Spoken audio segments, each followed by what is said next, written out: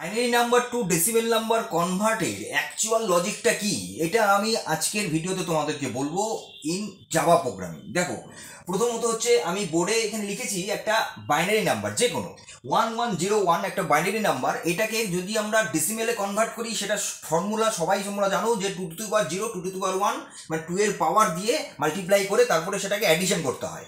কিন্তু এটা প্রোগ্রামিংয়ে আমরা কি করে করব, সেটা একটা বড় প্রশ্ন। দেখো, প্রথমত হচ্ছে আমাকে এই যে বাইনারি নাম্বার, এটাকে একদম পরপর শুনবে। বাইনারি নাম্বার যেটা আছে আমি 1101 লিখেছি, এটাকে একটা ভ্যারিয়েবলে তোমরা নিয়ে নেবে, যে ভ্যারিয়েবলের টাইপটা তোমরা নিতে পারো ইন্টিজার অর লং। সেটা হয়ে গেল 1 নাম্বার।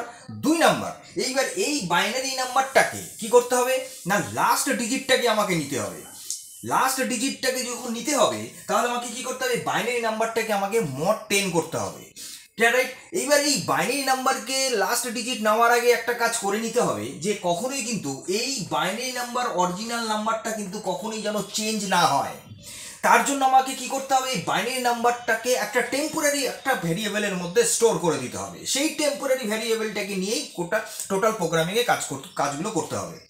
এইবার তাহলে যদি আমার বাইনারি নাম্বারকে যদি আমি টেম্প বলে আমি নিচ্ছি, ধরো বাইনারি বলে বাইনারিটাকে আমি টেম্পের মধ্যে নিয়ে নিলাম। এইবার টেম্পটাকে আমি কি করব, টেম্পটাকে আমি mod 10 করব। কেন? কারণ লাস্ট ডিজিটটাকে নেওয়ার জন্য।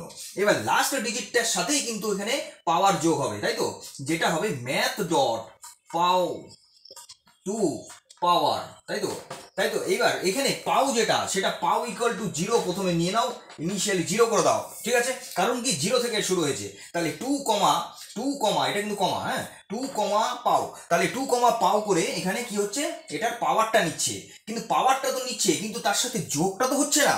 তাহলে যোগটা আমি কি করে করব, তাহলে যোগটা করার জন্য আমাকে কি করতে হবে, এখানে একটা ডেসিমেল নাম্বার একটা ভ্যারিয়েবল নিয়ে নাও 0 হিসাবে, যেটাকে আমি এখানে কি করব, decimal equal to decimal plus, right, decimal equal to decimal plus math dot পাও 2 পাও। কেন? কারণ ডেসিমেল ভ্যালুটা তো অ্যাকুমুলেটর হিসেবে কাজ করবে, এটা তো কন্টিনিউয়াসলি যোগ করে করে রাখবে, তাই তো। এইবার এটা হলো নেক্সট। এবার এখানে আরেকটা কাজ যেটা বাকি আছে, যে আমরা তো কি করছি, এটা লাস্ট ডিজিটটা নিচ্ছি ঠিকই, কিন্তু সেই লাস্ট ডিজিটটা তো চেঞ্জ হবে। সবসময় তো লাস্ট ডিজিটটা একই থাকবে না, কারণ প্রথমে 1, তারপরে 0, তারপরে 1, তারপরে 1, এরকম চেঞ্জ হতে থাকবে। তাহলে লাস্ট ডিজিটটা যখন চেঞ্জ হবে, তাহলে আমাকে আবার কি করতে হবে, এখানে ডিভাইড করতে হবে, যেটা কোশেন্ট নেয়, সেই কোশেন্টের মধ্যে নিতে হবে। তাহলে লাস্ট ডিজিটটা আমাকে এখানে আরেকটা ভেরিয়েবলের মধ্যে নিতে হবে, তাহলে লাস্ট ডিজিটটা চেঞ্জ হয়ে যাবে। তাহলে লাস্ট ডিজিটটা আমার চেঞ্জ হয়ে গেল, তাই তো।